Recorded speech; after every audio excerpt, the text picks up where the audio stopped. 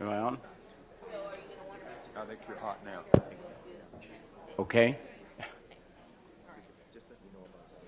If we could get started.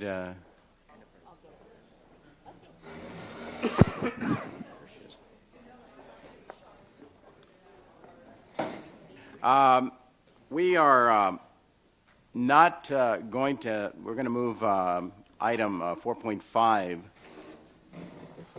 System Awareness Campaign and System-Wide Integrated Website, to the January meeting, so we will not be having that discussion today. And we do not have a closed session. We do not have a closed session, so we're going to make every effort to be done here by noon, because many of you do need to leave in order to catch your flight. So with that, Chancellor? Thank you, President Baca, members of the board. It really is a pleasure to bring this next item before you. And I want to underscore the magnitude of the shift that took place in our system a few weeks ago when Governor Brown signed SB 850. And I can't say enough wonderful things about both Senator Marty Block, who sponsored this legislation, and Chancellor of San Diego, Constance Carroll, who ran interference for our system in getting this ultimately approved by the legislature and signed, and this board has intentions to recognize the work of both of those leaders in the very near future. But we saw a additional mission strand added to California's community colleges. Yes, it is in a pilot fashion, but this is a significant change, one we believe will have far-reaching and tremendous benefits for the students of the state of California and for employers and the economy of the state as well.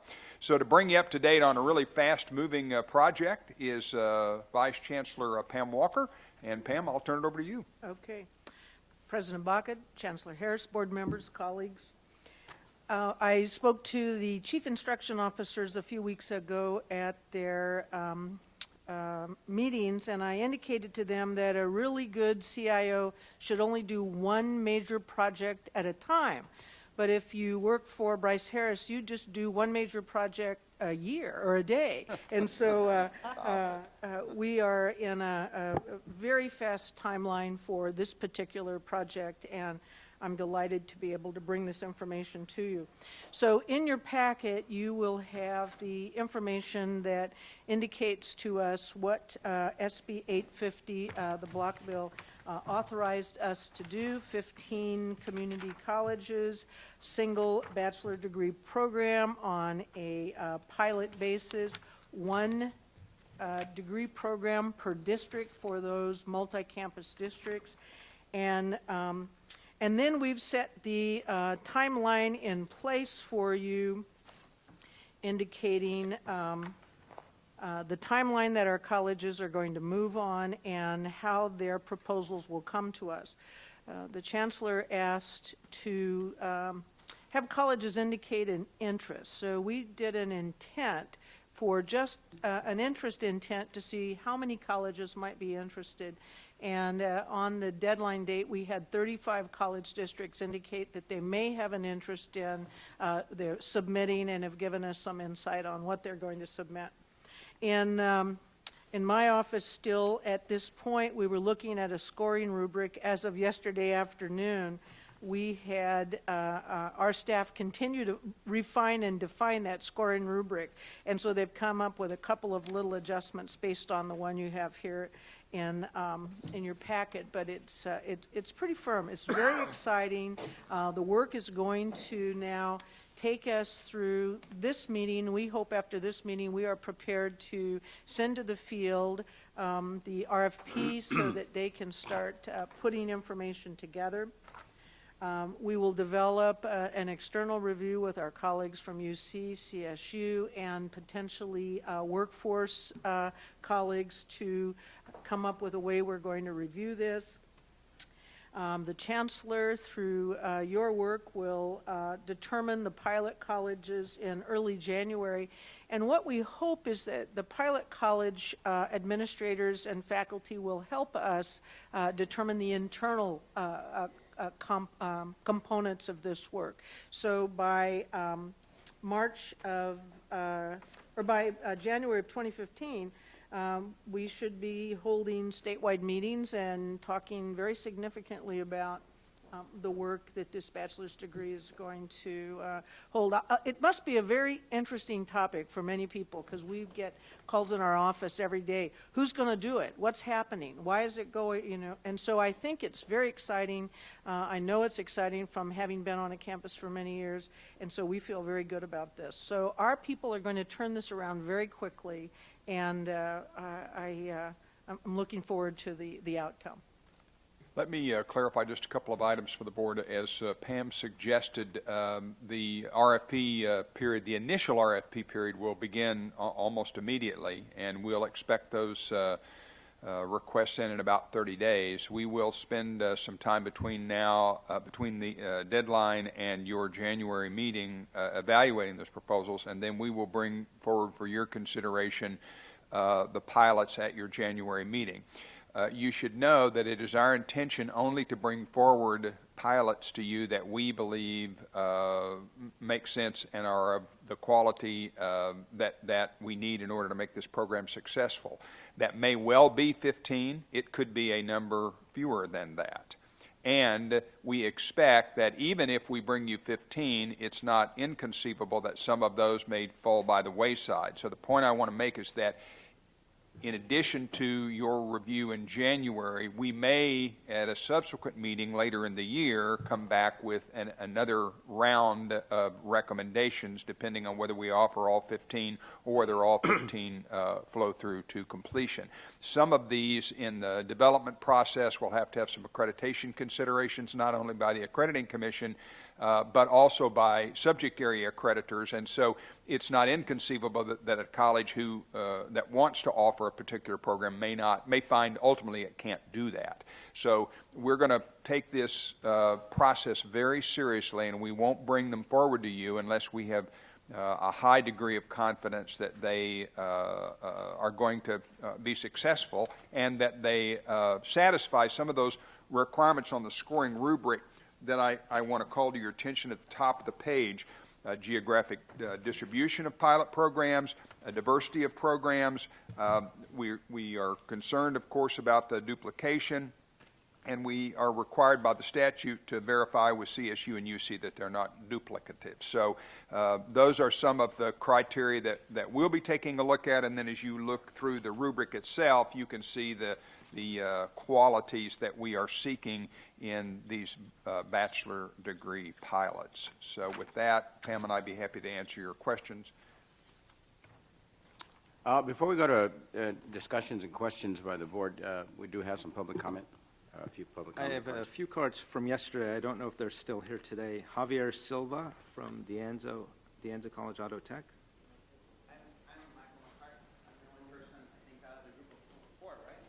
Javier Silva, Venkat Aparo, David Morse, Michael McCourt. Are you Michael McCourt? Yeah, Michael McCart. Okay, why don't you go first? Yeah, the other people have classes at this time. I must thank the Board of Governors and Chancellor Harris for allowing me this time. The community college baccalaureate degree is my real dream. I think this is something critical, and I've been very supportive of it from the very beginning. Senate Bill 850 is giving community college an opportunity to prove that the state community college system can put forth this degree and train the workers of tomorrow. It really is a great opportunity for the community colleges to do this. This has happened once in the community college's life. It's happened once in the past, and the program didn't go through to completion. The timeline that I keep seeing here, it's like everything's going boom, boom, boom, boom. And one of the things that I'm concerned about, though, is that we really should, to make this a valid program, bring forth 15 community colleges, because that's the maximum that Senator Block wanted in his bill. And so we really should try to meet that.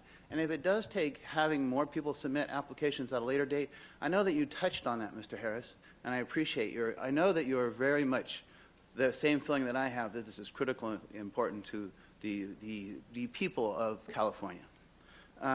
My concern, though, is I found on the Academic Senate resolution to support, I actually wrote the resolution to support SB 850, and it was a standing bill, so it would have taken two-thirds to overrule it. The Academic Senate didn't do that, so they're still standing as not supporting the BS degree for community colleges.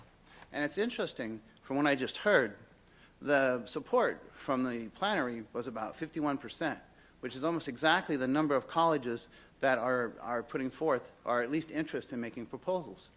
We really do need to do something, because there are 72 community college districts, and we should have had a much larger number. It's kind of sad that we don't have more colleges wanting and gaming for this.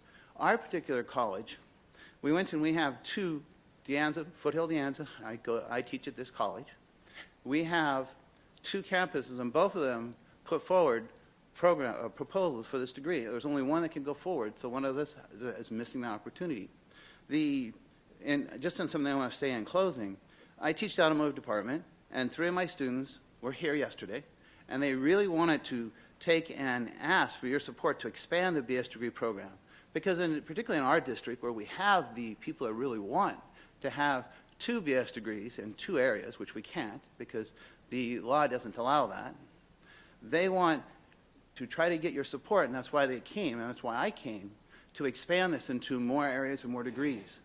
If I know it's going to take, and I'm going to work on another Senate resolution to go to the Academic Senate to have them support expanding this into more areas. I know it's going to take legislation. This is a pilot program. One thing that we should always consider, this pilot program could, after a few years, just go away. You know, unless we do something, we really have to show support. And all this stuff I'm talking about, I had never been to this meeting before. I've been in the Academic Senate the last few years. And I was sitting here all day yesterday, and I was thinking about all this stuff. And if everybody in this room really worked their hardest to make this pilot program be actually into an authorization, allowing the community colleges to do this, that would be such a wonderful thing. And that's my message. I thank you very much for having me. And I will continue watching you till the end of my time. I have to teach at 12:30. Thank you. David Morse, followed by Richard Hansen.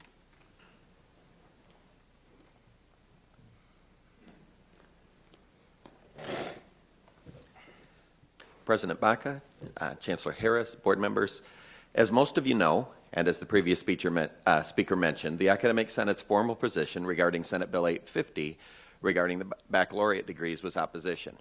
However, with the bill having passed and been signed by the governor, the Academic Senate wishes to offer its assistance in making any baccalaureate degrees offered by the California community colleges as strong as possible, with the greatest possible instructional integrity and benefit to our students. While we do not wish in any way to delay or impede the implementation process, we are concerned that various parameters and expectations for the degrees have not yet been established. Therefore, at last weekend's Academic Senate plenary session, 2 resolutions on this issue were passed. The full text of each resolution has been distributed to you. The first resolution calls on the Chancellor's office to ensure that the community college faculty voice is properly represented on all bodies dealing with the implementation of the baccalaureate degree pilot, and asks that the faculty of the California State University and University of California systems also be represented appropriately. And it urges, and it urges that clear parameters for the degrees be defined for all community college baccalaureate degrees before any degree is approved by the Chancellor's office. The second resolution requests that the expectations for upper and lower division courses be developed by the Intersegmental Committee of Academic Senates, which is a joint faculty body of the CSU, UC, and community college faculty leadership, and that general education requirements comparable to those offered by the California State University be included in all community college baccalaureate degrees. We hope that through these efforts we will be able to ensure that the curricular aspects of the degrees are clearly established and that the degrees reflect strong, credible programs that can fully serve our students. Thank you. Thank you. Richard Hansen.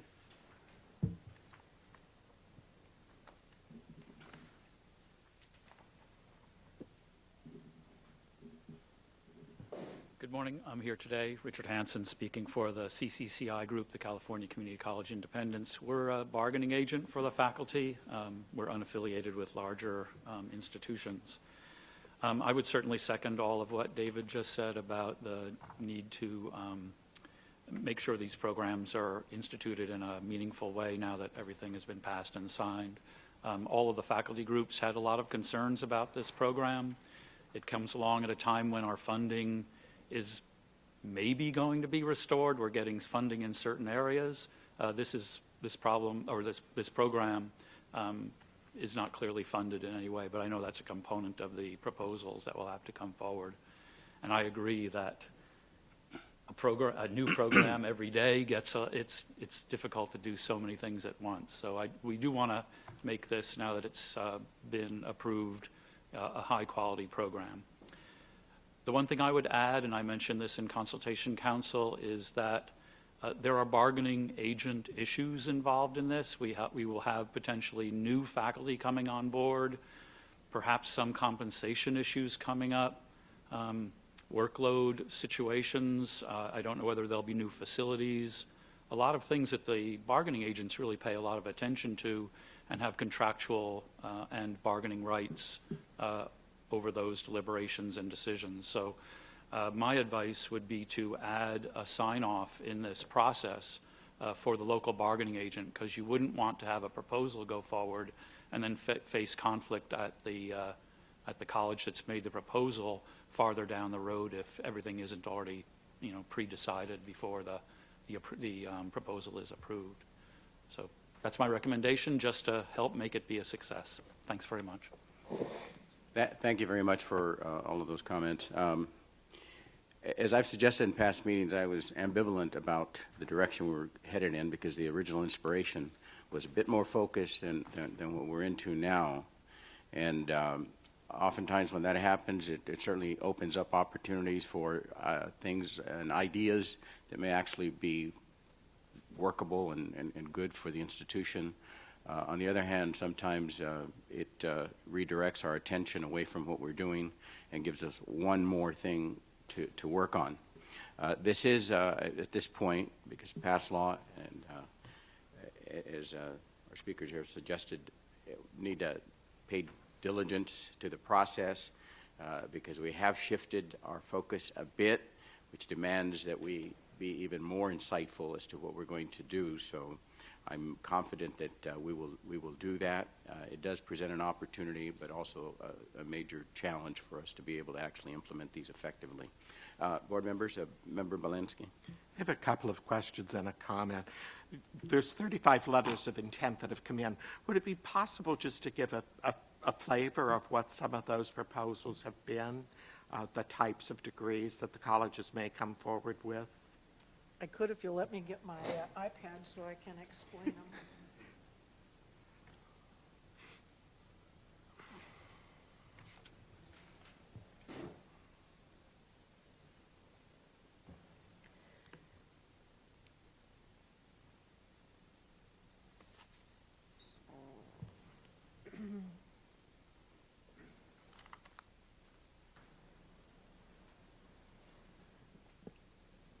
I was even, I've talked to several, as I look for this, I've talked to several chancellors who have indicated that they weren't ready at this point to submit, but that they could potentially be ready in the future. So I know people are really discussing it.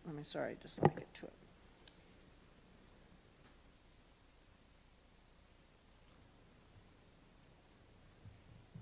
Okay.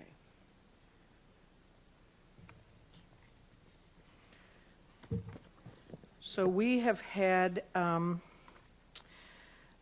really a variety of interesting programs: airframe manufacturing technology, community corrections, watershed restoration, equine and ranch management, dental hygiene, aviation maintenance technology, health information technology and management, or real estate appraisal and property evaluation, environmental health and safety management, food safety, industrial automation and design, public safety administration, biomanufacturing, respiratory therapy, mortuary science, respiratory care, sustainable facilities management and operations, another automotive technology, emergency services and allied health systems, health information management, automotive, electron microscopy, respiratory therapy, interaction design, engineering technology, computer cyber security, dental hygiene, applied management. So a variety of programs. Several duplications, but a variety of programs. And the other thing on the timeline, it says that the external review team will be put together this month. Has that happened? Or? Not yet, but we are talking to various individuals at this point. And the only comment I'd make in keeping with what you said earlier, Chancellor, because I think it would be helpful that the colleges that do get selected to move forward and develop the program are in fact reminded, informed, that not only is there the program accreditation, but they would have to file a substantive change proposal with the accrediting commission in order for it to move forward and to have availability for federal financial aid. Yes, we have done that and will continue to do that. In fact, that'll be one of the things that we'll have to verify when we recommend, before we recommend the programs to you. And actually, we are meeting with the commission. We've talked to Susan Clifford a couple of times. She just emailed me a little bit ago, and I said I'm going to be meeting with the Board of Governors this morning. So we're trying to get that together as well. Vice President Bond. Thank you for the presentation. Thank you for the rapid progress on this initiative. It came up during my interview with the Senate Rules Committee staff, and I recall clearly Chancellor Harris's comments at the Lee conference last year, where he says the most important thing this system needs to do is retain its focus. And I've seen how sometimes when districts have initiatives, all the institutional energy can go into that initiative and other things can be neglected. What in the evaluation makes sure that if a district gets enthusiastic about a mortuary science program and that they're going to be the first place in California to offer baccalaureate mortuary science, that we know that then all of a sudden basic skills isn't being sacrificed as a result because the institutional leadership, the campus leadership are all excited about this brand new baccalaureate program because they want to be the first and the biggest and the best in that. Now, let me try to respond to that. I can already envision that when I come forward to you with recommendations, I'm going to be a really popular guy with a few folks, and I'm going to be a really unpopular guy with a few more, because we are going to have to make some value judgments like you're talking about before we bring forward these recommendations to the board. And for example, one of the things we're requiring is for the colleges to let us know what their current status of accreditation is. And I don't think it makes sense for us to bring forward a recommendation for a baccalaureate program at a college that's struggling to maintain their accreditation. And we have to, at some point, judge, is a college at a level of overall health that it can take on what will clearly be a significant and substantive project over a number of years without, as you point out, letting something else that's core to the mission suffer as a result. So we are very mindful of that. I wish I could tell you exactly what that's going to look like, but at some point we're going to have to lay these things all out side by side. We're going to have to look at the state. We're going to have to look at the diversity of the program, the geographic distribution, and then we're going to have to make those value judgments. So we are very mindful of that, and I can assure you that before we bring a program forward to you, we will have done our very best to make certain that it has the highest likelihood of success. Appreciate that, because that's a commitment I made to the Senate staff that we would be very careful on that. The last question I have, too, in order, some of the programs you described seemed like they might overlap with things that could possibly be offered at the Cal State or others. Is there a representative that you anticipate from the Cal State system on this review panel? Right, Cal State system and the UC system, who should be on our external review, and we're locating those best individuals at this point, trying to make sure that we do everything that Bill suggested and that we do to make sure that this particular program will be successful. Thank you. And we're also, we're also asking the colleges to have, as part of their RFP, those conversations as well. So we're going to try to have sort of a double blind check on this so that, again, before we bring them in here to you to make a recommendation, we don't later find out that UC or CSU is unhappy with the proposals that we brought forward. Member Buddy? Yeah. Who compromises an external review team? Our office will compromise that and work with the chancellor to make sure that we have the right group of individuals. Do any board members sit on an external review team, or is that all staff? We had not envisioned that. Again, you're as a board going to be asked to approve these. The review team, we are largely of the mind, should be external to the system in order to give a true sort of third-party review of these. So that's the vision that we have of that group at this point. It will be a relatively small number because they're going to have to do an awful lot of detailed review, and and then, as we talked earlier, then once they've given us that scoring rubric and they've given us the value judgments, then we have to apply the other standards that we've talked about. Okay. You know, as a follow-up, I don't expect that there'll be any problems between the different segments as to which qualifies and which one doesn't, because the law is requiring collaboration, right? But in the instance that there is some difference of opinion, can you characterize what that will look like as a follow-up? Well, the law requires that it not be duplicative. Right. So to be honest with you, if there's a difference of opinion between the CSU and us, or the UC and us on that subject, it's going to be tough for us to bring those forward to you and ask for your approval, because if what happens the following day is the UC or the CSU files a complaint that we've not, done the spirit and the intent of the law, then we got a whole nother problem on our hands. Okay. Now, I will tell you that having sort of de facto veto power of the UC and the CSU over our programs is very troubling to me. But remember, in the waning days of this pilot legislation, Vince will tell you, there were a number of compromises made that we didn't necessarily think were in the best interest of the system. But as is the case anytime a law passes, the law is the law, and it's up to us to not only implement the letter of it, but the spirit of it as well. Member Solana? Briefly, picking up on Board Member Budnick's question about the external review plan. So I understand having the other segments in there. Who do you imagine, Vice Chancellor Walker, would be helping to advise you on whether the proposal is actually meeting unmet workforce needs? Like, is there going to be an economist or a labor person? Because that's really what's underpinning this, right? I mean, there's lots of programs you could design, but where is there actually an unmet workforce need in that particular region? So I'm just wondering, with a small group, who are you going to bring out from outside of the system that'll help you evaluate that? Well, we do know that we do need to bring and want to bring someone from workforce, and so we may even bring someone from a couple of different agencies. But that was one of our external reviews. Will there be anybody from business, or are you thinking more just from workforce?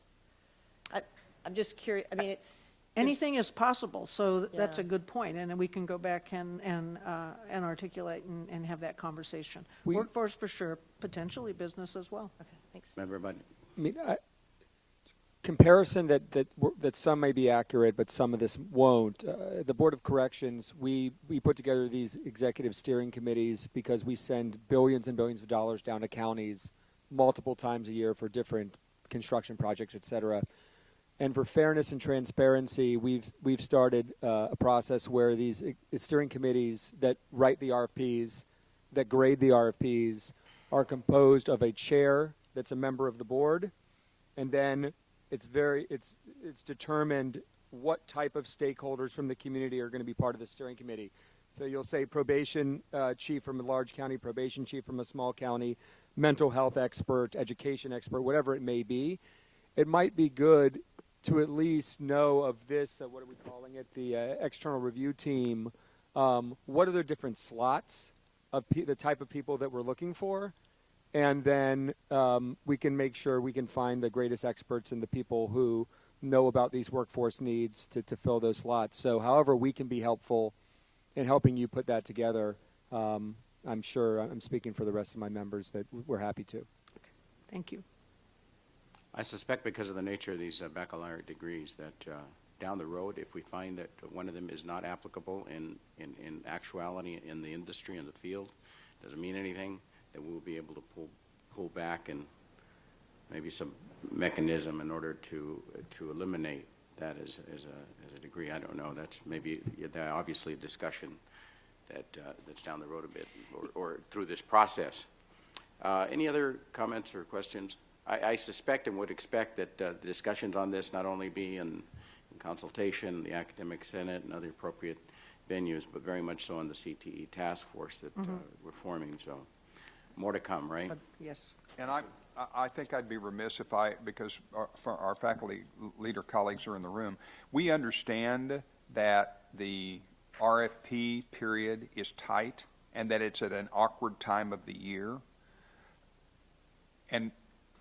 But the reverse would be to delay this process and then handicap colleges to get these programs up and running in time to get them accredited and in time to offer them for students. So it is a balancing act, and that's why we may well come to you in tranches with these recommendations. And I am sensitive because having been a faculty member myself, it used to frost me to no end to have projects like this pop up over the holidays. But it is, the legislation came when it did, and it is what it is, and we have to respond. But we hear loud and clear the faculty's admonition that we need to make certain there's good faculty involvement in these. Thank you. Any other comments? Everybody none? Okay. Thank you. Appreciate it. Thank you, Pam. We'll now move on, and Vice Chancellor Walker, I think you have the next one, but Chancellor Harris. Thank you, President Baca, members of the board. We do have the Academic Senate who has worked with Pam to make a presentation today on professional development, and I think Pam's actually going to introduce this, and our Senate leaders are the ones who are going to make that presentation. So, Pam, I'll turn it over to you and let you introduce your colleagues. They're on both sides of me, so we're just going to hang here together, okay? President Baca, Chancellor Harris, board colleagues. My good colleagues, David Morse and Julie Bruno from the academic faculty, have worked significantly to develop a significant professional development opportunity for faculty, and it is important for them to share it with you today, and they have quite a nice presentation for you. So I'll let Dr. Morse start. Thank you, Vice Chancellor Walker, and thank you, Chancellor Harris and board members for allowing us this opportunity to address you. So briefly, just want to explain because I know some of the board members are new, and for perhaps some of the members of the audience, very briefly why it's the Academic Senate here talking to you about professional development. The Academic Senate is designated in Title V, Section 53-200 is the representative of faculty on academic and professional matters. We don't deal with working conditions or contract issues. We leave those to our union colleagues. The issues that we deal with are defined academic and professional matters under Section 53-200. We refer to them as the 10+1 because there are 10 specific areas. The 11th is additional areas as agreed upon. And they include things such as curriculum, grading standards, program development, program review, policies for student success, essentially things that deal with our instruction and most of all with our students and our delivery to our students. One of the other areas in the 10+1 is professional development. So this is an area that falls in the area of faculty professional development, falls directly under the purview of the Academic Senate. So some of the things that we want to talk briefly about this morning in terms of what the Academic Senate is doing in this area, training activities for faculty around the state, publications, events that we hold, and the ways that we represent faculty in statewide conversations with the Chancellor's office. So one of the training activities that we have been working on is what we refer to as our Professional Development College, and Vice President Bruno is going to explain that. Good morning. So the Professional Development College, we're really excited. We started this year in June 2014. The kickoff was with our Leadership Institute, and it's actually an ongoing effort that we have for faculty to come and participate. It's a series of events and modules and activities across the year, throughout the year, that they participate in, and it is actually supported by our Academic Senate Foundation, so it's a partnership between the two. And it is around academic and professional matters. What's really wonderful is that we had 13 new participants, and I'm going to just say that they were all women, so that was actually really a pleasant surprise as well. It really is designed to ensure that we have strong educational leadership at our colleges in the forthcoming years, and this actually serves our administration colleagues as well, because a number of faculty do eventually move into administration. So it's a nice grounding, a basis for that understanding and developing those knowledge and skills that our leaders need. We are actually also looking at a web presence so that it will extend professional development opportunities for these folks. So they'll be participating in activities, but then they can also go on and do webinars and access resources that they need to continue to be the educational leaders on their colleges and at their campuses. We also are really looking at expanding the Professional Development College, and we're looking at curriculum and CTE and some other areas. And one of the newest opportunities that we have is coming up in January on the 15th and 16th. In cooperation with Workforce and Economic Development Division, we've actually designed a one-day training for our CTE colleagues in all things curriculum. So the first day is with CCC AOE. They do their leadership training, and then we're taking over on day 2 to do an intensive curriculum training for sector navigators, deputy sector navigators, CTE faculty, and curriculum chairs. We're bringing these folks together to really talk about curriculum processes to ensure that everybody has a really good understanding, so that as we move forward with all of the CTE initiatives and grants that we have statewide, we've got a good, knowledgeable group of folks that can coordinate, because we recognize that the coordination among the regions is really important, and we need to make sure that everybody understands how curriculum works, to make sure that we're serving our students and the employers that they'll be moving into with their careers and their jobs. So we're really excited about that. The other thing, so we'll have even more as we move forward with the Professional Development College, and we've been kicking around an idea in the past week about actually creating one for our part-time faculty colleagues as well, to get them integrated into all the work that we're doing on our campuses and at the state level. So another of the things that we do to provide professional development for faculty around the state is various publications. We do papers of various lengths that are distributed and can offer guidance and advice to faculty on various issues. The primary professional development paper is titled Faculty Development, a Senate Issue. It was originally written in 2000. It is currently under revision, and we hope to have a revised version of that paper up fairly soon. Some others that are not specifically on professional development, but that nevertheless absolutely are useful on that topic. Just a couple of examples. Sound Principles for Faculty Evaluation, and this was a paper that we did last year talking about faculty evaluation processes, and one of the things that we stressed in that paper was the importance of the connection between faculty evaluation and professional development, so that faculty evaluation becomes something that is productive and that is actually making us better teachers and better employees of the colleges. Awarding credit where credit is due, effective practices for the implementation of credit by exam, the role of counseling faculty and delivery of counseling services, student equity from dialogue to access and action. Those are just a few examples of things that, although they are not phrased as being on professional development, but they are certainly offering advice and guidance to faculty around the state in areas that would help them to perform their jobs and perform their functions better. We have a lot of other papers. We usually do 2 or 3 per year. And if you are interested, I have put the URL for the website for our papers here at the bottom so that you can peruse those at your leisure. We also 4 times a year publish the Senate rostrum, and I distributed during the break a copy of our most recent printed version for you to take a look at. So a few of the things that we deal with there. The most recent issue actually is not in print yet, although it is available online. It just hasn't hit the print version yet. We're hoping we'll get that out very soon. But it is available online, and one of the articles in the most recent version from just a couple of weeks ago is Professional Development Come One, Come All. This is specifically urging colleges to include their part-time faculty in their professional development activities. In the issue that I distributed for you, you have building faculty processes for student success and equity.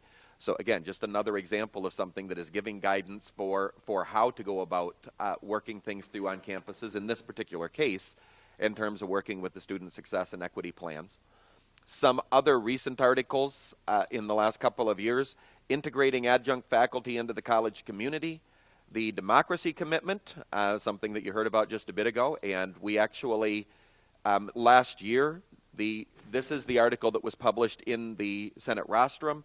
At the same time, this was actually a joint article written by me and by Richard Mann, who is a member of the FAC board, the Faculty Association for California Community Colleges, and we actually did a pair of articles, not identical, that we published both in our rostrum and in the FACS publication from that organization.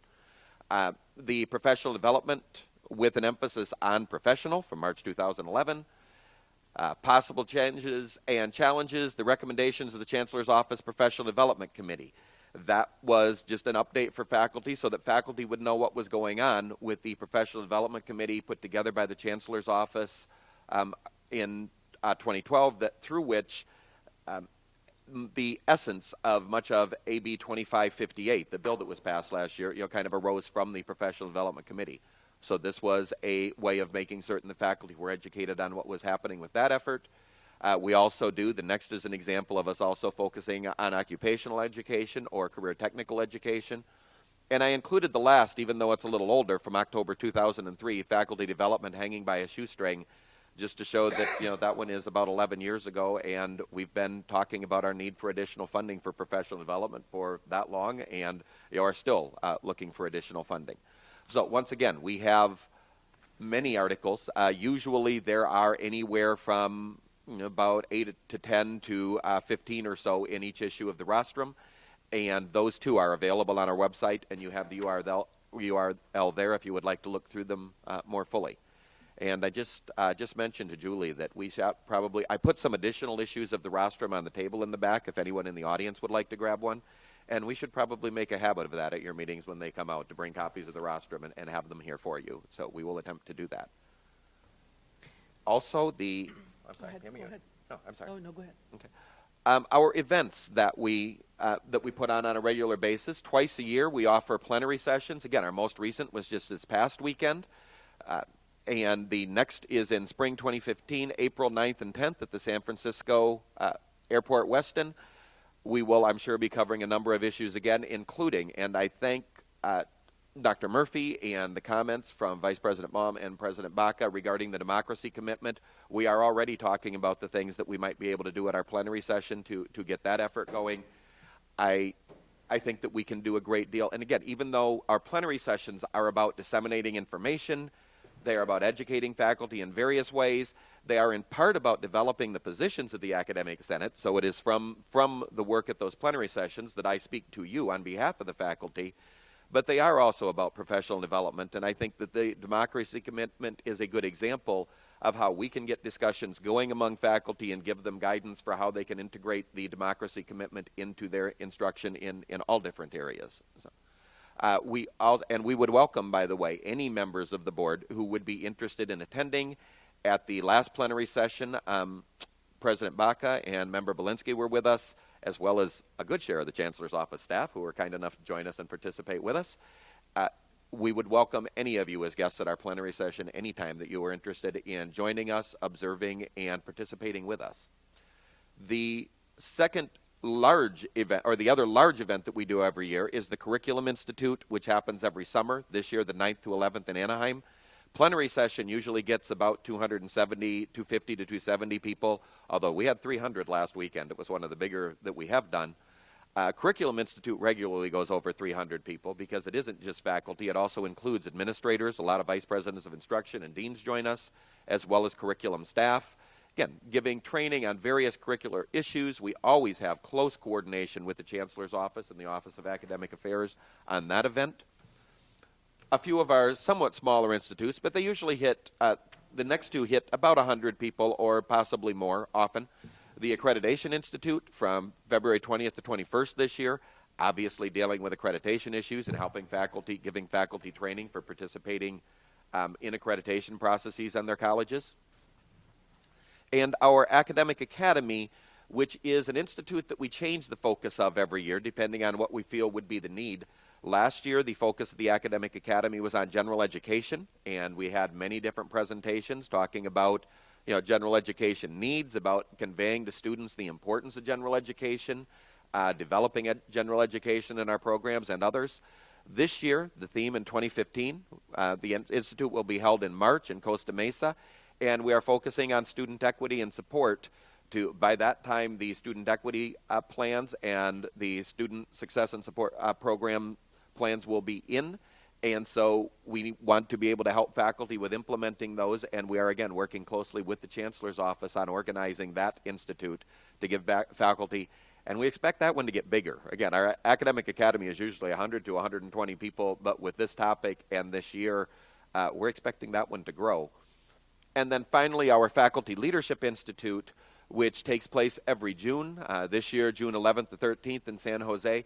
That one is a little smaller, usually 70 to 80 people, but it is designed for new Senate leaders, new local academic Senate presidents, to help them understand their roles and how to work effectively on their campuses to serve faculty and to serve their colleges.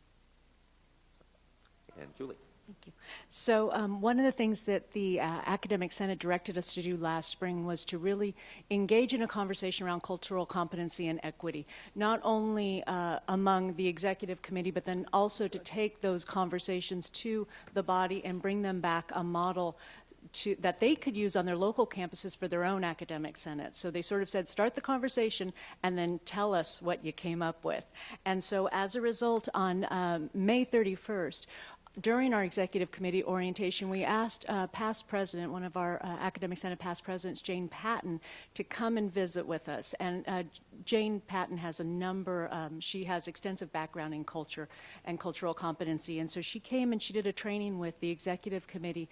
And we really ended up talking about some really wonderful, wonderful things, what we were doing well and where we really needed to improve. And then we tasked our Equity and Diversity Action Committee to take some of those conversations back and develop a plan for us, both at the executive committee level, but then also a plan that we could take and push out to local academic senates so they too could use that information and help with their own on campus and within their senates as well regarding equity and cultural competency.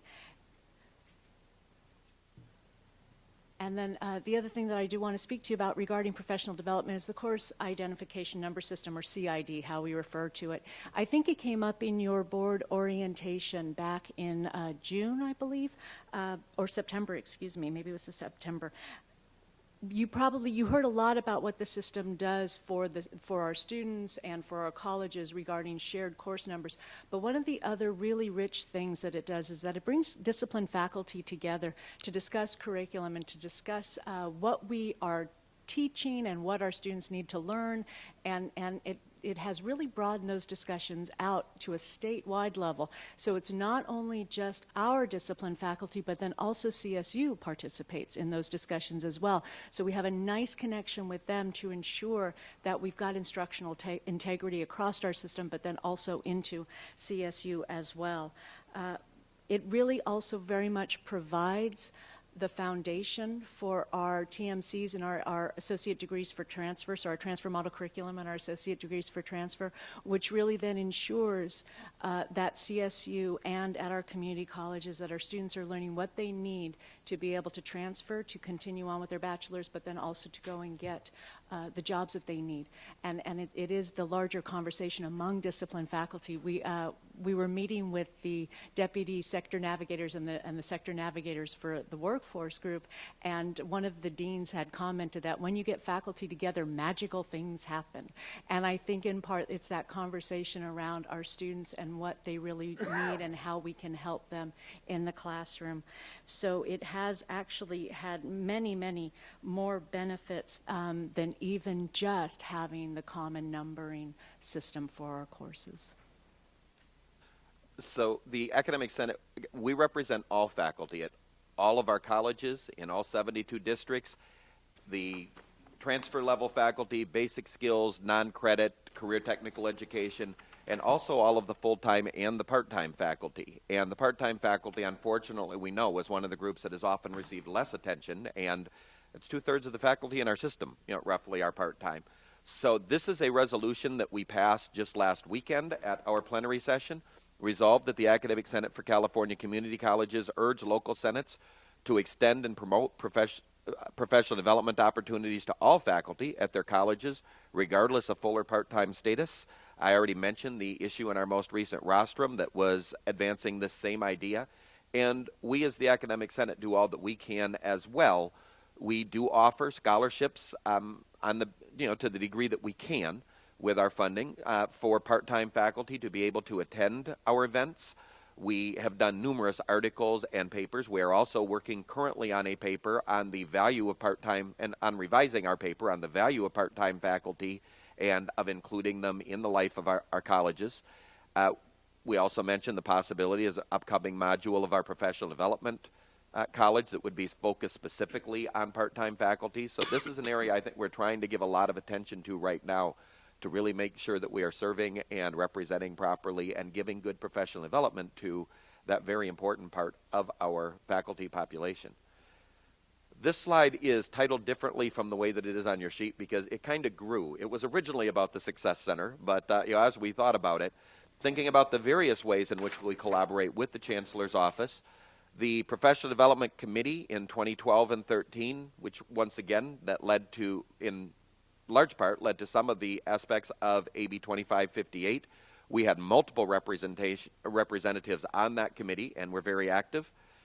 We will have 2 ASCCC representatives to serve on the Student Success Center Board, and we thank Paul Steenhausen for having invited our participation there. And we will be very active with both classroom faculty and counseling faculty involved. We are directly involved, you heard earlier today about the online education initiative. There's all the various initiatives going on with online education, common assessment, educational planning. We are directly involved in consulting and helping with the professional development with all of those initiatives as well, and making certain that we are getting out in effective and comprehensive ways to faculty around the state. So we do a number of things, and this presentation certainly isn't an exhaustive list. We could do more.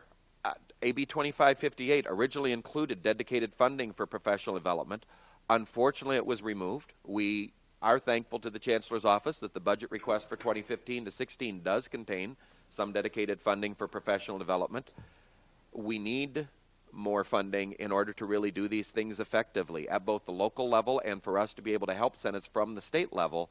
We need professional development, obviously, for all members of our college community, for staff, for administration, but certainly for all of our faculty in order to help us to advance the goals of the Board of Governors, advance the student success initiatives, and to really serve our students as fully as possible. So in that sense, we are at your service. That is the function of the Academic Senate, is to be the voice of faculty in helping to advance the goals of the system and to move our projects forward. And we urge you at any time that we can be helpful to contact us. Thank you both very much. The Academic Senate here does fantastic work. I really recommend to the board members who haven't attended a plenary to attend it. It may be particularly Saturday morning. I think you will get a good feel for the seriousness and the deliberation that goes on among the faculty representatives throughout the state. The work of the Academic Senate is extensive. You went through quite a number of things, as you indicated, it wasn't exhaustive, so it isn't a complete picture of things. You know, just to pull one out, the associate degree efforts, in large part, have been as successful as they have been because of the work of the Academic Senate. And I attended many of the workshops that were provided by the Senate, very, very helpful in that regard. Of course, the Chancellor's office does much in professional development as some other organizations do, but the work of the Academic Senate, you can't understate it. I'll open it up for any questions or comments from anyone. Vice President I'll Barr. just add, it was a core part of the Student Success Task Force, recognize the importance of investment in professional development, and it's exciting to see the work that's being done and the partnership that we have with the Academic Senate in supporting and advocating for that, because it's critical. So I'm glad to hear an update on what's going on. President Baca? Yes. Just one quick question. Is there a benchmark nationally for the amount or percentage of that goes into professional development? You know, X percentage of somebody's salary. I mean, there is an industry, right? And in private sector standards, there's a professional development sort of standard and benchmark on various industries, and it goes down. It has been going down, but and depends on the industry. But is there such a benchmark, like nationally, for community college faculty? Not of which I am aware. Okay. Yeah. Just curious. Mm-hmm. Okay. If there are no other comments, thank you both very much. Thank you. David, Julie, appreciate it. Thank you. Thank you. Vice Chancellor, thank you.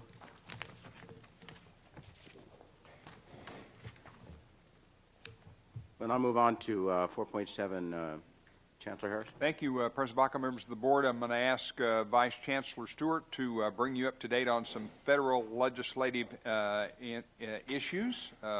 Vince? Great. Thank you. Good morning, President Baca, members of the board, Chancellor Harris. This is a relatively brief update, and I would like to point out that we did provide a state legislative update shortly after the governor completed his final actions on state legislation at the end of September. So I opted not to go through that at this time. We do have the federal update. However, there's not a lot there, given that Congress was in recess in large part due to the elections, so there wasn't a lot of activity. There are a couple of things that I do want to point out that were happening on the regulatory front, and these are detailed in your binder in the federal update summary. One is that at the end of October, we did receive regulations around gainful employment, and I know that's created a lot of concern across our system and community colleges nationally regarding the amount of additional reporting that will be required through those regulations and the degree to which that will actually benefit students. So I think that's going to be an ongoing conversation with the feds. While the regulations are final, hopefully there will be an opportunity to make some adjustments there. There were also additional federal regulations issued around the Clery Act reporting. So this is reporting that all colleges must do in compliance with federal law around campus safety and security, issues such as sexual assault. And this is very much consistent with some of the legislation we saw at the state level around SB 967 by Senator De Leon. So we'll be certainly looking at those regulatory requirements at the federal levels and the additional things that we'll be needing to do at the state level to comply with state law.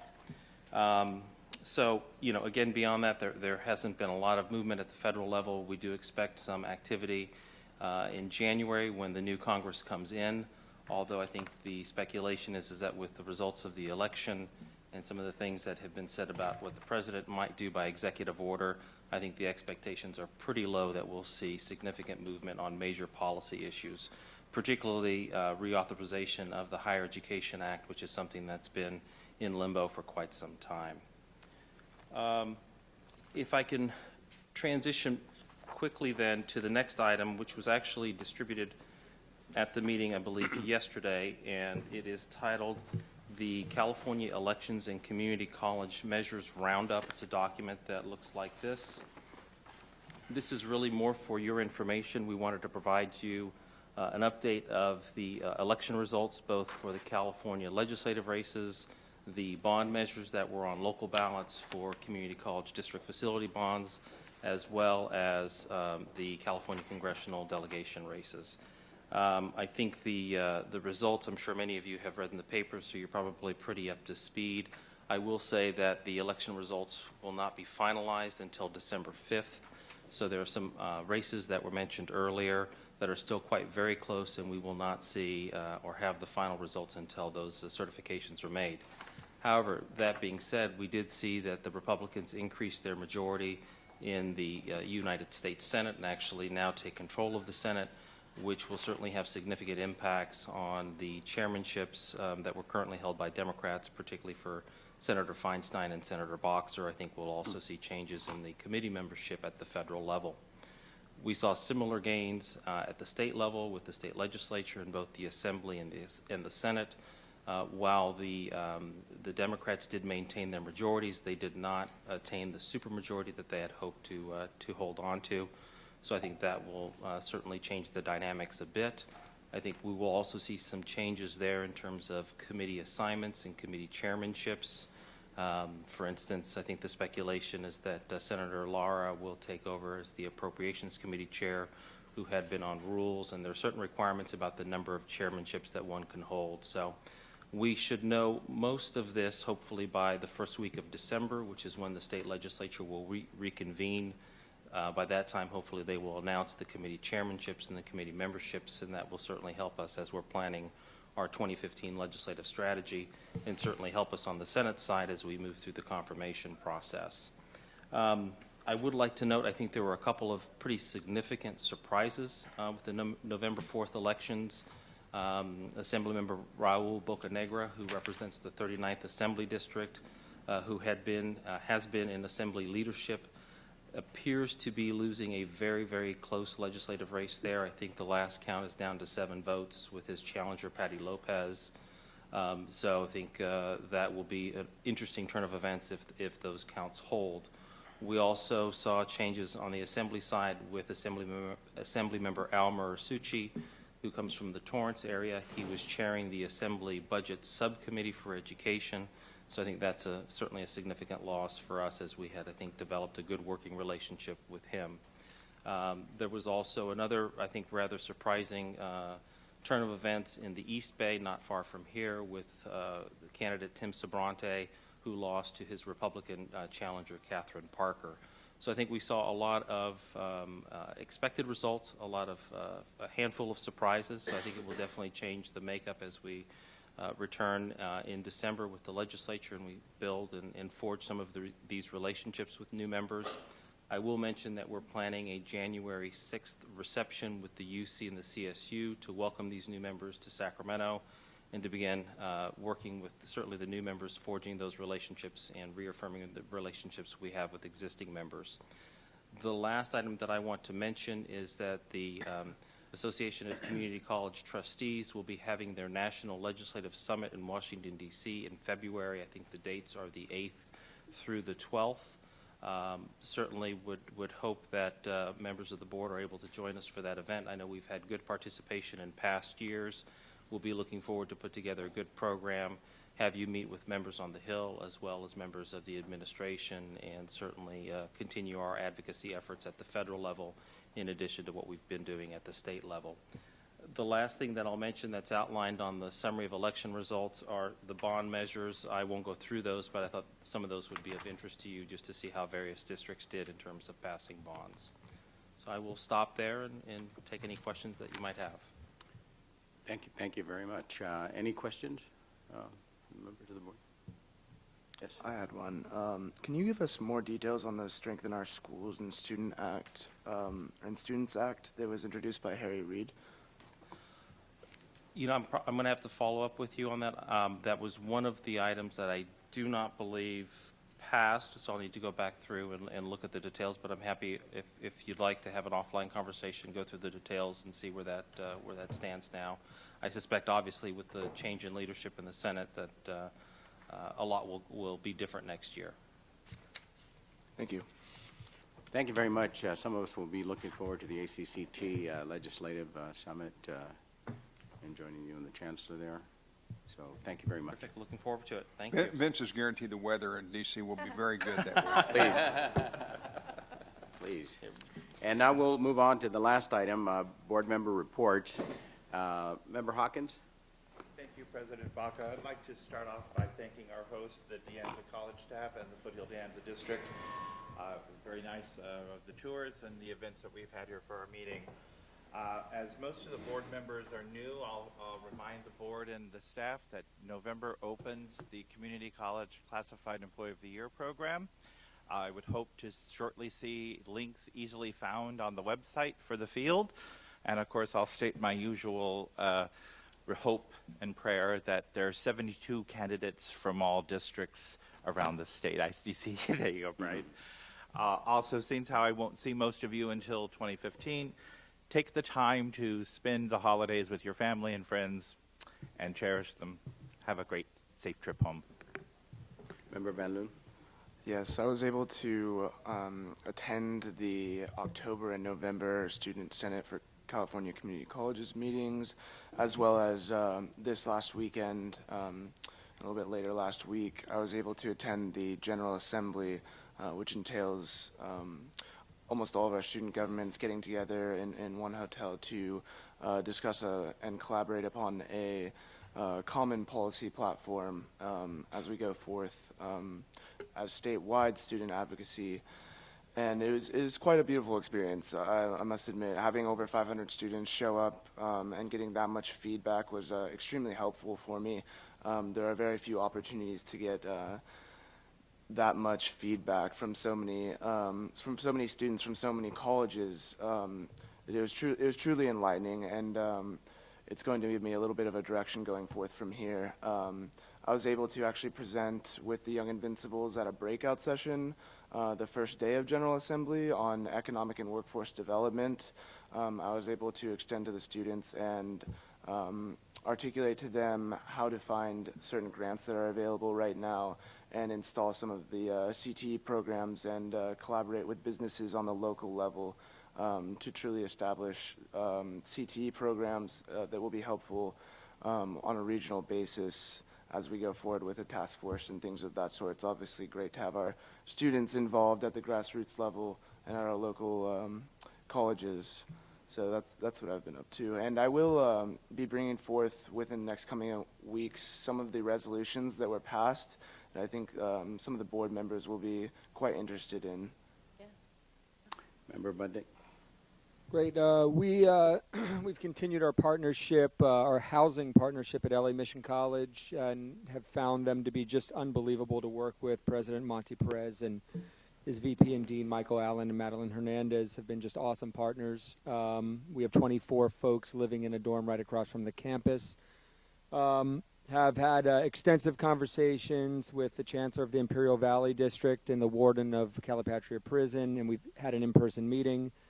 Had an in-person meeting with the Warden of Kern Valley Prison and Sandra Serrano, Chancellor of the Kern District, as well as President Christian of Bakersfield College, forming a partnership with them, as well as an in-person meeting with Brian King of the Los Rios Community College District and Mule Creek Prison outside of Sacramento, and Rachel Rosenthal, the president of Folsom Lake College. All three of those meetings with community college and prison wardens and principals have been outstanding.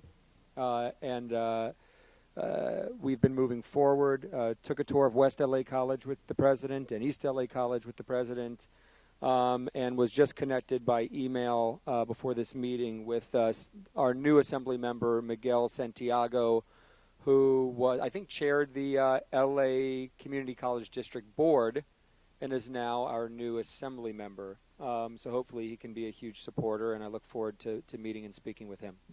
Thank you. Thank you. Member Epstein? Member Epstein? I toured the, first I want to thank the De Anza people for being great hosts here.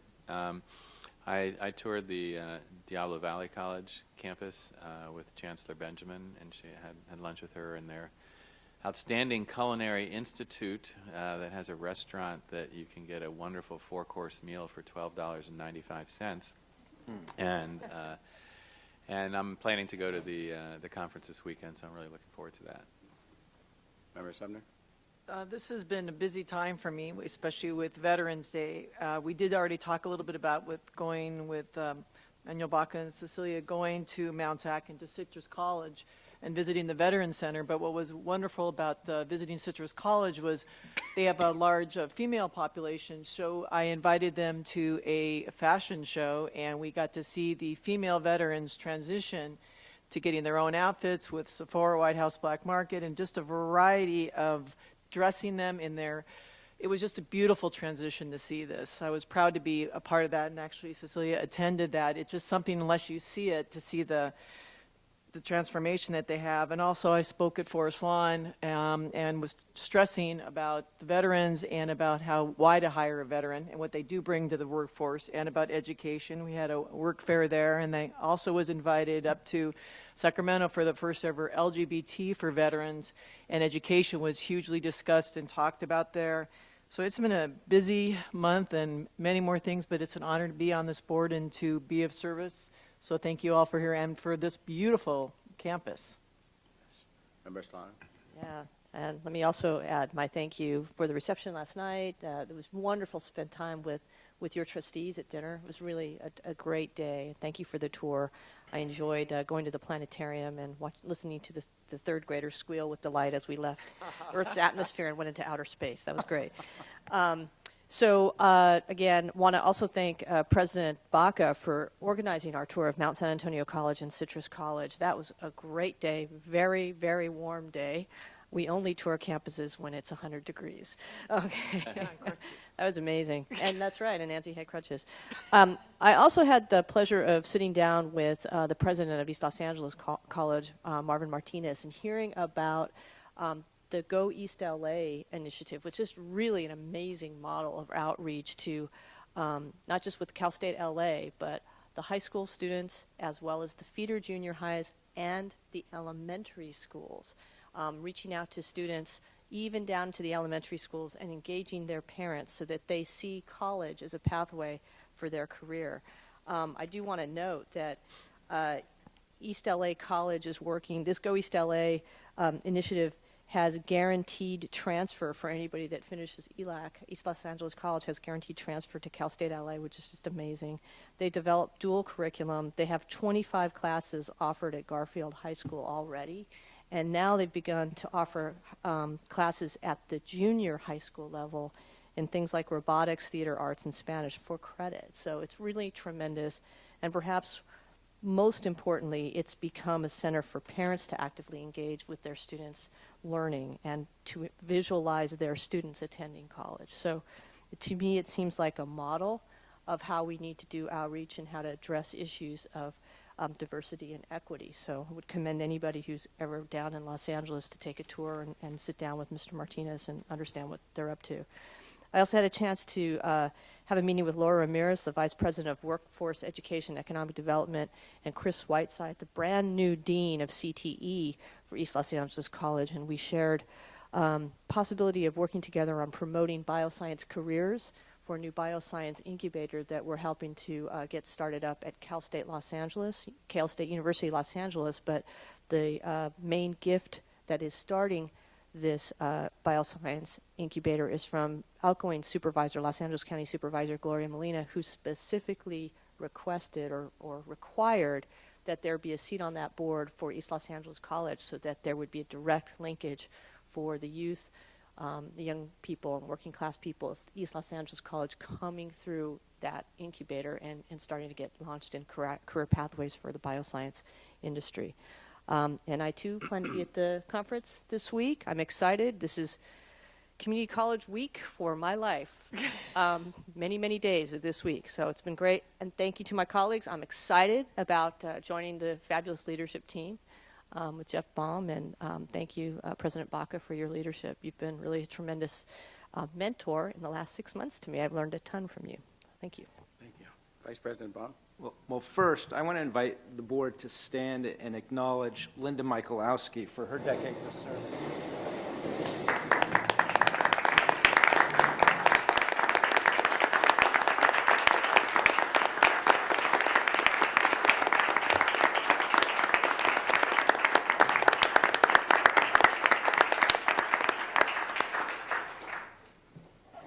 goes without saying how important she's been to the system in my time on the board, and she will be deeply missed, and want to just express that appreciation. I also want to express appreciation to Vince Stewart, who helped shepherd me through some Senate confirmation proceedings that will continue with an actual hearing in January, and I look forward to using that experience not only to advocate for our system, but also to help pave the path, set a pathway for the rest of my new colleagues on the board who will be going through that hazing process. And also I want to acknowledge Karen Gilmer, who's been doing double duty for the last couple of months and making all these arrangements for us. And so I'm very grateful for that, because I know it's a big job. And we're all going to be together, though, and many of us are going to be together in about 48 hours, so I won't go on too long. But for those who are able to come, we are hosting a reception, the Board of Governors, on Thursday evening, and I hope that people are able to attend. And for those who are able to join and come to my other workplace, the Annenberg Estate, on Friday afternoon, we'll be setting up a shuttle that will take people from the Westin to the estate that will be departing at 3:30, and so I'm glad to have the partnership with the Chancellor. And we just got word that the President of the Cal State System Board of Trustees will be there as well, so that will be a nice opportunity for you, and I'm very proud to share that with you. Finally, I've been on the board 6 years, and I first came to the Board of Governors in 2006 when I was part of the Pasadena district, and the opportunity that you've all given me to serve as president is very special, and I feel that I have such a huge debt to people like Manuel Baca. We've had exceptional leadership, and Manuel has been a great partner and mentor of mine. We've been blessed with wonderful leadership from Lance Azumi from when I first joined the board, to Debbie Malumed, to Scott Himmelstein, and Manuel. And I look forward to doing what I can in serving the other members of the board to bring out the collective wisdom that we all bring to the table in sharing that with the system and helping support the Chancellor and serve the people of California. But I want to express my personal appreciation to Manuel for his friendship. And we do have a little ceremonial plaque that will show our appreciation, and hopefully it'll have a distinguished place in your home. Absolutely. Or office.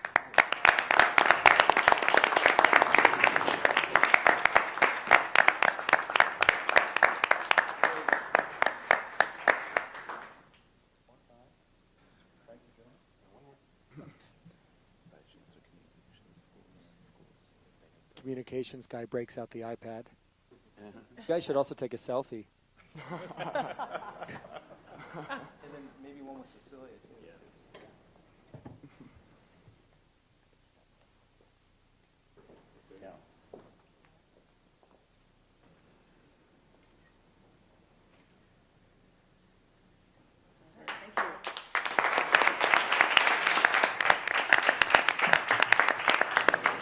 I'm just glad that Manuel will still be here to help out and help offer guidance and leadership, even as past president.